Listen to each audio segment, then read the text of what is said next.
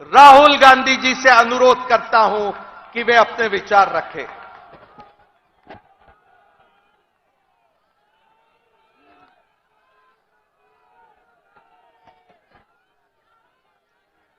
मल्लिकार्जुन खड़गे जी, केसी वेणुगोपाल जी, रमेश चन्नीथाला जी, नाना पटोले जी, थोराट जी, विजय वडेट्टीवार जी, रेवंत रेड्डी जी, सुखविंदर सुक्खू जी, सतेज बंटी पाटिल जी, स्टेज पे CWC members, senior नेता, हमारे प्यारे कार्यकर्ता, भाइयों और बहनों, महाराष्ट्र के युवा प्रेस के हमारे मित्रों, आप सबका यहां बहुत बहुत स्वागत, नमस्कार। अंबेडकर जी की कर्मभूमि में आकर आज मुझे बहुत खुशी हो रही है। कांग्रेस का फाउंडेशन डे है और आज हम नागपुर में आपसे बात करने, आपसे मिलने आए हैं। देश में विचारधारा की लड़ाई चल रही है। लोगों को लगता है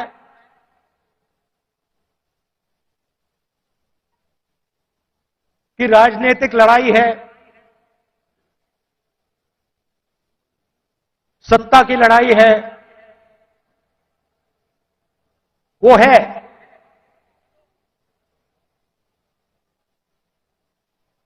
मगर इस लड़ाई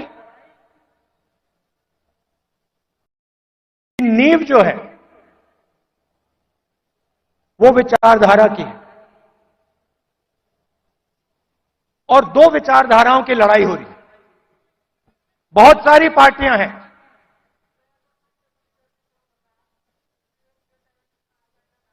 एनडीए में है, इंडिया अलायंस में है,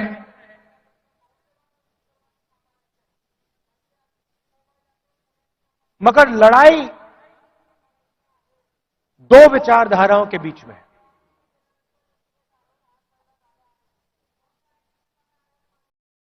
कुछ दिन पहले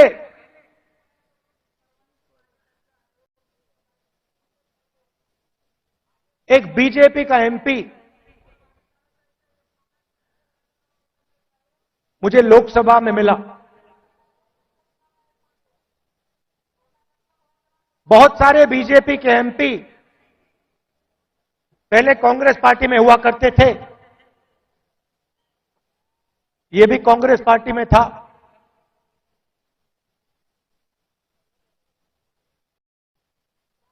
छुप के मिला मुझसे, मुझे दूर से देखा, छुप के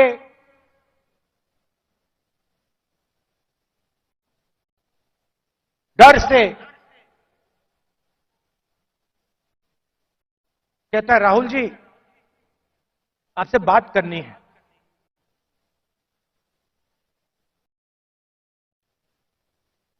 मैंने कहा भाई क्या बात करनी है, तुम तो बीजेपी में हो।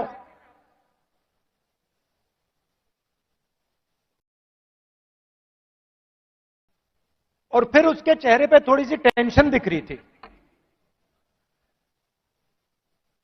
तो मैंने पूछा सब कुछ ठीक है क्या? मैंने सोचा शायद घर में कोई बीमार हो, कोई दुर्घटना हो गई हो। मैंने पूछा सब कुछ ठीक है?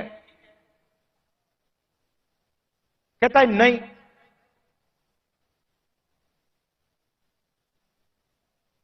क्या हुआ?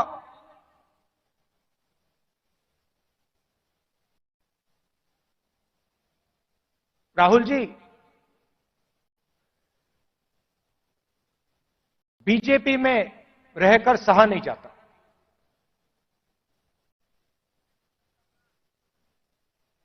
मैं हूं बीजेपी में,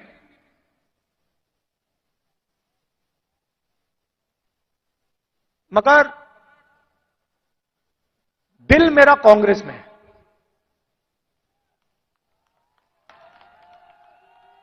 तो मैंने कहा भाई दिल तेरा कांग्रेस में, शरीर आपका बीजेपी में।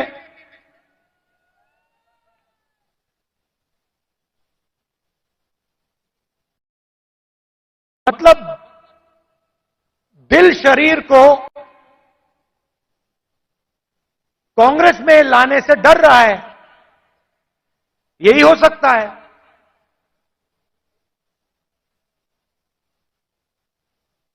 मैंने कहा मन क्यों नहीं बनता वहां? आप एमपी हो,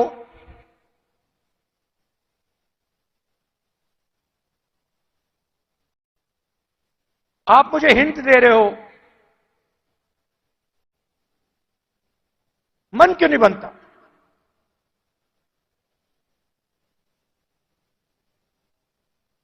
कहता है राहुल जी,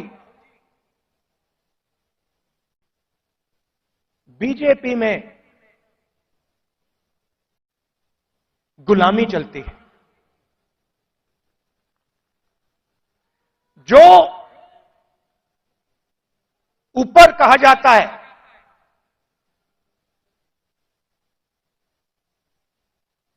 वो बिना सोचे समझे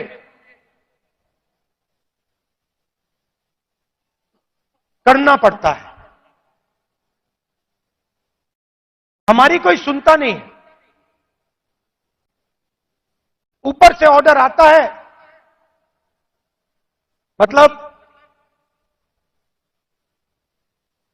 जैसे पहले राजा ऑर्डर देते थे,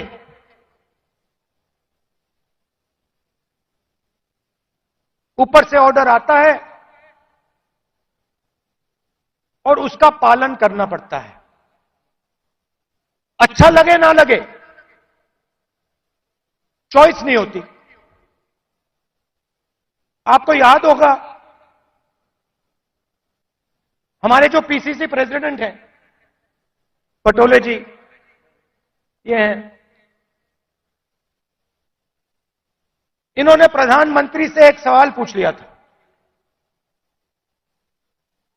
एक सवाल पूछा था किसानों के बारे में। क्या सवाल था? जीएसटी जो आपने लगाया तो उसमें किसानों का क्या हिस्सा रहेगा? हाँ, तो सिर्फ एक सवाल पूछा। सवाल था जीएसटी जो आपने लगाया उसमें किसानों का क्या हिस्सा होगा। मोदी जी को सवाल अच्छा नहीं लगा, पटोले जी आउट हो गए।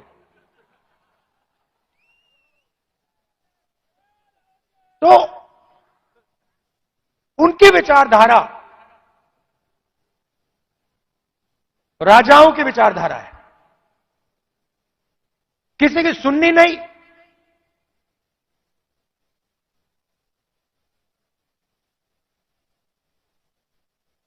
ऑर्डर ऊपर से आएगा,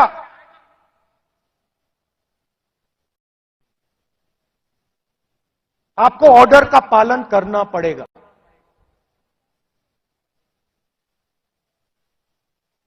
कांग्रेस पार्टी में आवाज नीचे से आती है। हमारा छोटा सा छोटा कार्यकर्ता हमारे किसी भी नेता को टोक सकता है। सही है ना? हमारे कार्यकर्ता मेरे सामने आते हैं और मुझे कहते हैं राहुल जी ये जो आपने किया मुझे अच्छा नहीं लगा।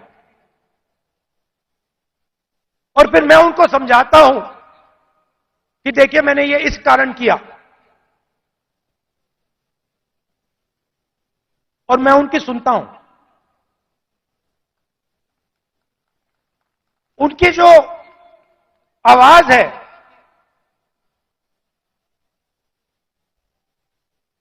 उसका आदर करता हूं, उसका रिस्पेक्ट करता हूं। यह भी कह देता हूं कि भैया मैं आपकी बात से सहमत नहीं हूं,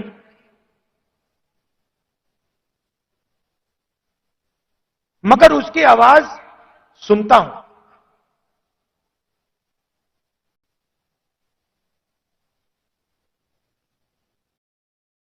लोग कहते हैं कांग्रेस पार्टी ने क्या किया।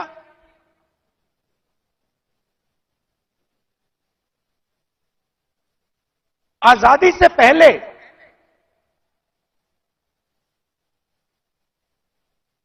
अगर आप इस देश में आते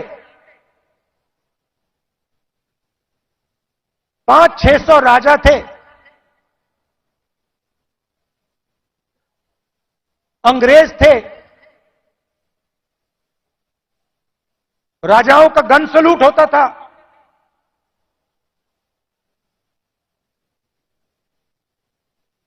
किसी को 19 तोपों का सलूट होता था, किसी को 21 तोपों का सलूट होता था। अगर हिंदुस्तान की जनता को इस देश में कोई अधिकार नहीं था, कोई अधिकार नहीं था,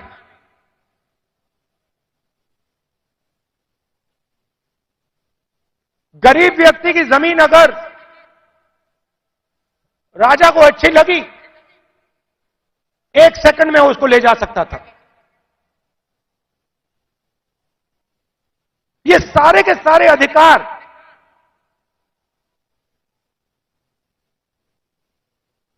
जिनकी रक्षा कॉन्स्टिट्यूशन करता है,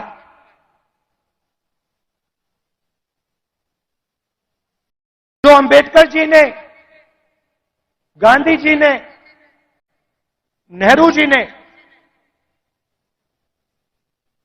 खून पसीना देके बनाया, ये कांग्रेस पार्टी ने दिया है। और आरएसएस के लोग, बीजेपी के लोग इसके खिलाफ थे। आज झंडे के सामने खड़े हो जाते हैं, सलूट मारते हैं। सालों के लिए इन्होंने तिरंगे को सलूट नहीं मारा था। तो सारे के सारे अधिकार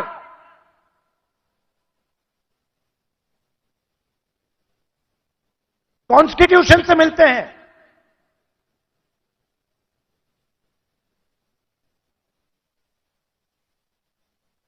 और राजा जो भी करना चाहता था करता था,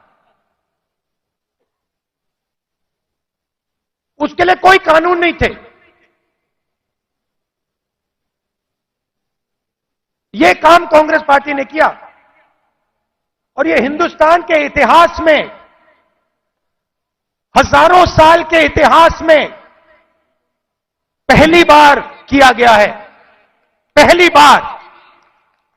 पहली बार एक हिंदुस्तानी को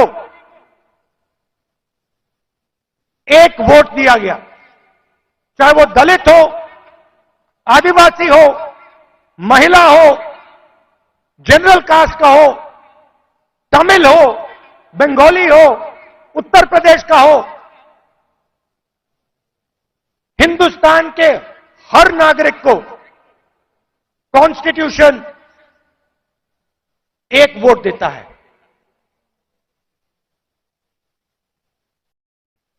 यह कांग्रेस पार्टी ने किया। गांधी जी जेल गए, नेहरू जी जेल गए, अंबेडकर जी ने सालों संघर्ष किया।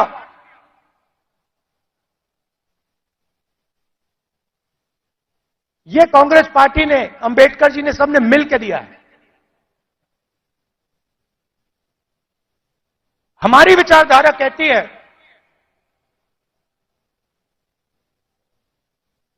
कि देश की लगाम हिंदुस्तान की जनता के हाथ में होनी चाहिए।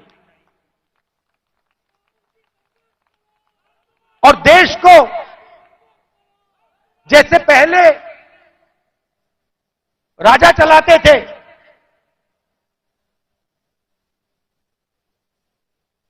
वैसे नहीं चलाया जाना चाहिए। हम जनशक्ति की बात करते हैं, लोक शक्ति की बात करते हैं। आप हमारे सारे के सारे कानून देखिए। आजादी की लड़ाई देश की जनता ने लड़ी थी, राजा महाराजाओं ने नहीं लड़ी थी। उनकी पार्टनरशिप थी अंग्रेजों के साथ। लोग भूल जाते हैं। लोग सोचते हैं कि आजादी की लड़ाई सिर्फ अंग्रेजों के खिलाफ थी। नहीं, अंग्रेजों की लड़ाई अंग्रेजों के खिलाफ थी और राजा महाराजाओं के भी खिलाफ थी। यह सच्चाई है। पार्टनरशिप थी। राजाओं महाराजाओं की अंग्रेजों की पार्टनरशिप थी। उसके खिलाफ कांग्रेस पार्टी लड़ी थी। किसके लिए लड़ी थी? गरीब जनता के लिए लड़ी थी। अगर आप यहां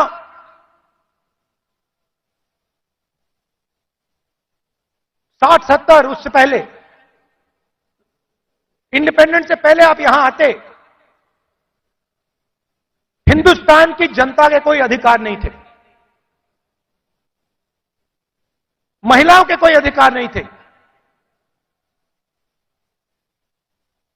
दलितों को छुआ नहीं जाता था। यह आरएसएस की विचारधारा है। यह हमने बदला है और एक बार फिर यह हिंदुस्तान को वापस ले जाना चाह रहे हैं।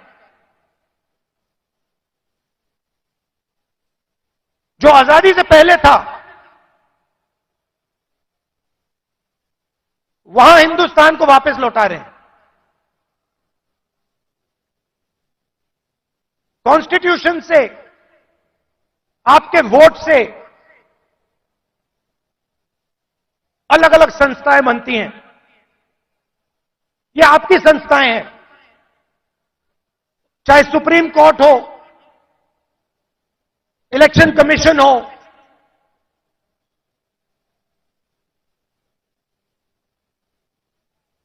ये आपकी संस्थाएं हैं। सारे के सारे इंस्टीट्यूशंस पर ये कब्जा कर रहे हैं। आप हिंदुस्तान की सारी यूनिवर्सिटी देख लीजिए। सारे के सारे वाइस चांसलर आज एक संगठन के हैं। उनको आता होता कुछ है नहीं, कुछ नहीं आता उनको। हिंदुस्तान के वाइस चांसलर आज मेरिट पे नहीं बनते हैं। हिंदुस्तान के वाइस चांसलर आज अगर एक संगठन में हैं तब बन सकते हैं। तो सारे के सारे जो इंस्टीट्यूशंस हैं जिससे आपकी आवाज की रक्षा होती है, जिससे आप देश को चलाते हो, इन सब का ये कब्जा कर रहे हैं। मीडिया को देख लीजिए। कहा जाता था कि मीडिया लोकतंत्र के रखवाले हैं। मैं आपसे पूछता हूं, क्या आपको लगता है कि आज हिंदुस्तान का मीडिया लोकतंत्र की रक्षा कर रहा है? सुन लीजिए,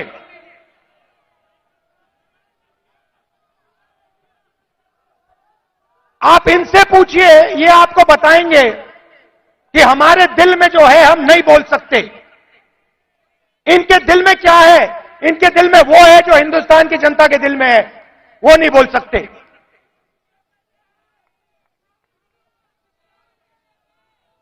तो तो सारी की सारी संस्थाएं का कब्जा कर दिया मीडिया प्रेशर में। सीबीआई का प्रेशर है, ये देखो ईडी का प्रेशर है।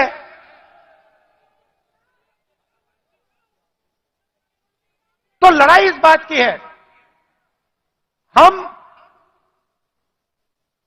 देश की जनता को देश की शक्ति देना चाहते हैं। देश की जनता को देश की शक्ति हम पकड़ाना चाहते हैं।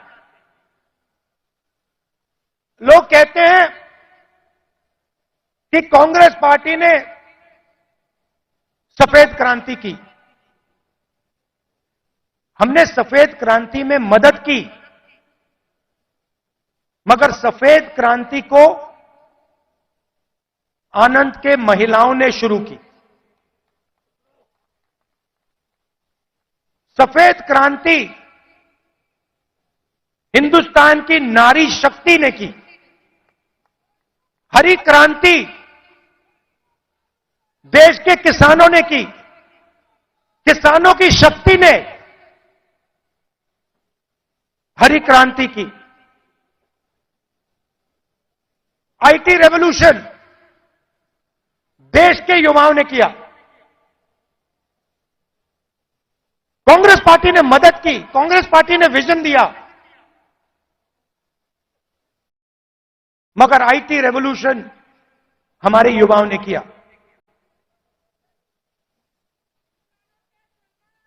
अब मैं आपसे पूछना चाहता हूं कि पिछले 10 साल में नरेंद्र मोदी जी ने कितने लोगों को रोजगार दिया है? 40 साल से सबसे ज्यादा बेरोजगारी आज है, और हिंदुस्तान के युवाओं की जो शक्ति है, करोड़ों युवाओं की जो शक्ति है, वो जाया हो रही है। आजकल हिंदुस्तान का युवा जॉब नहीं करता है।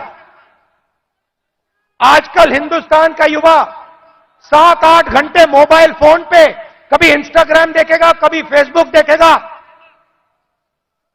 ये सच्चाई है हिंदुस्तान की, और उसकी शक्ति जाया हो रही है।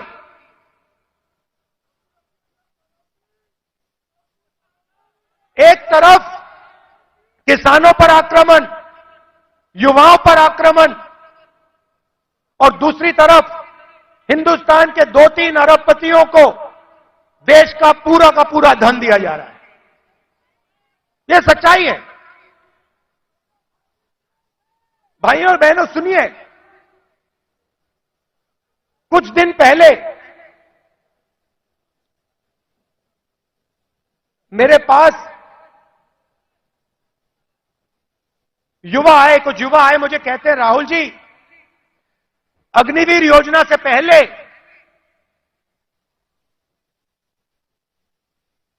हमें आर्मी में ले लिया गया था।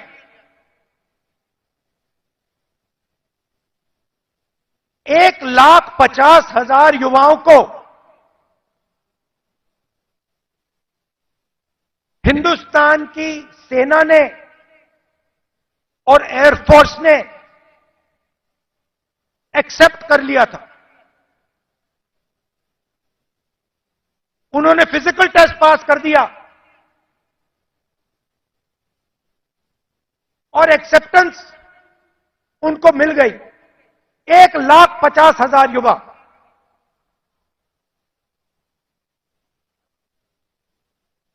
मोदी सरकार ने अग्निवीर योजना लागू की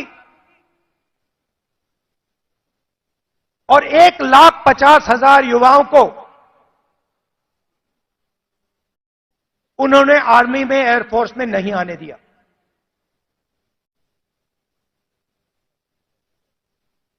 देश प्रेम की भावना थी। रो रहे थे, मेरे सामने रो रहे थे।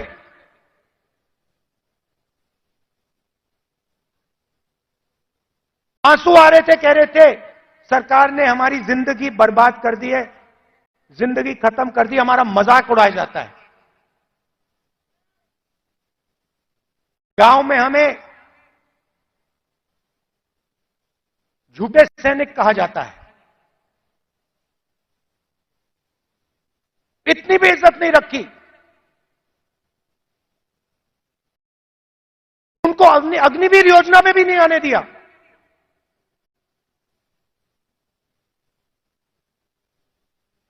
बाहर उठा के फेंक दिया। फिर कहते हैं हम देशभक्त हैं।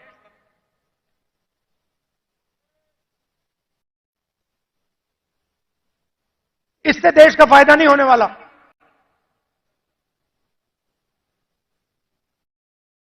और पूरा का पूरा फायदा, देश का धन चुने हुए लोगों के हाथ में जाता है। मैंने पार्लियामेंट में सवाल पूछा, बीजेपी के लोगों से पूछा, हिंदुस्तान को 90 लोग चलाते हैं, आईएएस के अफसर हैं,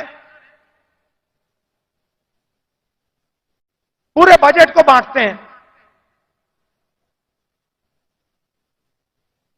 पार्लियामेंट में पूछा कि इनमें से ओबीसी कितने हैं, दलित कितने हैं, आदिवासी कितने हैं। बीजेपी के लोग चुप हो गए। ओबीसी की कम से कम 50% आबादी है, दलितों की 15% आबादी है, आदिवासियों की तकरीबन 12% आबादी है।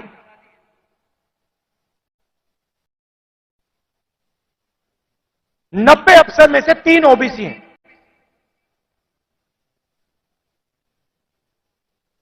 कैसी ओबीसी सरकार चल रही है? उनको कोने में बैठा देते हैं, छोटे छोटे डिपार्टमेंट पकड़ा देते हैं,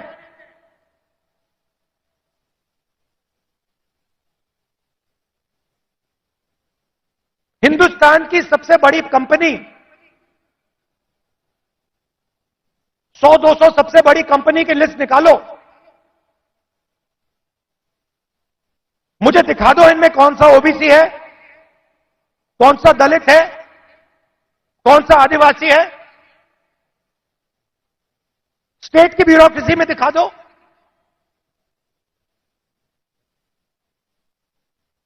आबादी आपकी 50%, दलितों की 15%, आदिवासियों की 12%।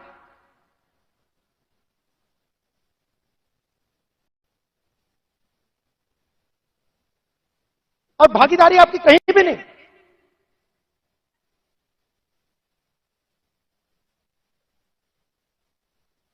टॉप कंपनीज के नाम निकालो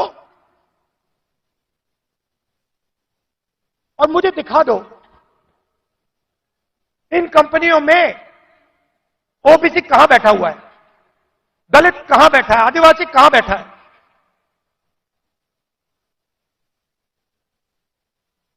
और ये सिर्फ मैं आईएएस की बात नहीं कर रहा हूं, हर फील्ड में यह हालत है।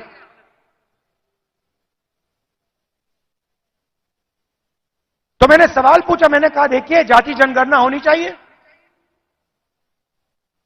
देश को पता लगना चाहिए कि इस देश में ओबीसी कितने हैं। उसके बाद नरेंद्र मोदी जी के भाषण बदल जाते हैं। पहले अपने आप को ओबीसी कहते थे, मेरे भाषण के बाद कहते हैं हिंदुस्तान में तो सिर्फ एक जात है, वो भी गरीब। अगर हिंदुस्तान में सिर्फ एक जात तो आप ओबीसी कैसे बन गए?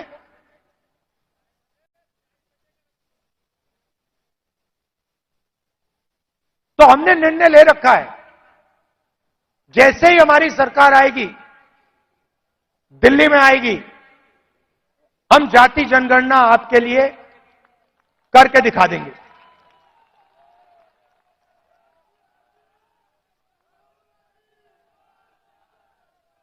और देखिए, जो मैंने शुरुआत में कहा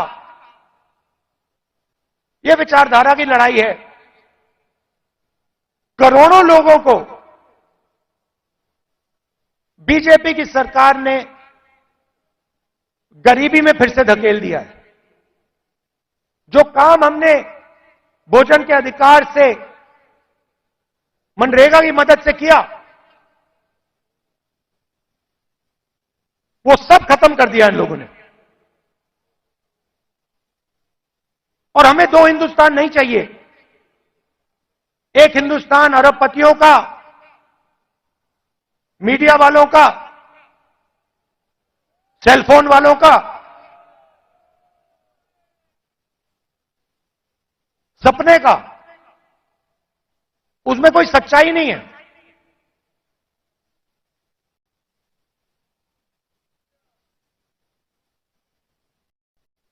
हिंदुस्तान के युवा सोशल मीडिया से जी नहीं सकते, कमा नहीं सकते। हिंदुस्तान के युवाओं को रोजगार की जरूरत है। यह काम नरेंद्र मोदी जी और एनडीए की सरकार नहीं कर सकती। यह काम सिर्फ इंडिया अलायंस कर सकता है, क्योंकि इस काम को करने के लिए हिंदुस्तान की जनता की आवाज को सुनना होगा, नफरत मिटानी होगी और इस देश को एक कर जोड़कर आगे जाना पड़ेगा। कन्याकुमारी से कश्मीर हम चले, 4000 किलोमीटर चले, नफरत के बाजार में मोहब्बत की दुकान हमने खोली। आप कांग्रेस पार्टी की विचारधारा समझना चाहते हो, इस लाइन से आप समझ जाओगे। सिर्फ एक लाइन की जरूरत है। अगर आपके दिल में हिंदुस्तान के लोगों के लिए मोहब्बत है, अगर आप नफरत के बाजार में मोहब्बत की दुकान खोलना चाहते हो, तो आप कांग्रेसी हो।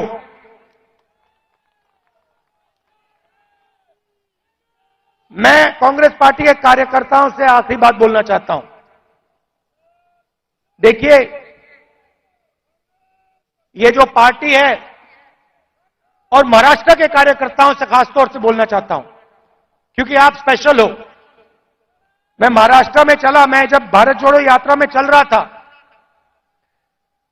जैसे ही मैं महाराष्ट्र के अंदर आया,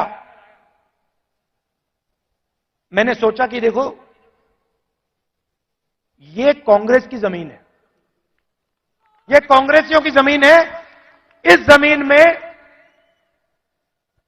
लोगों को कांग्रेस की विचारधारा बिना समझाए समझ आ जाती है।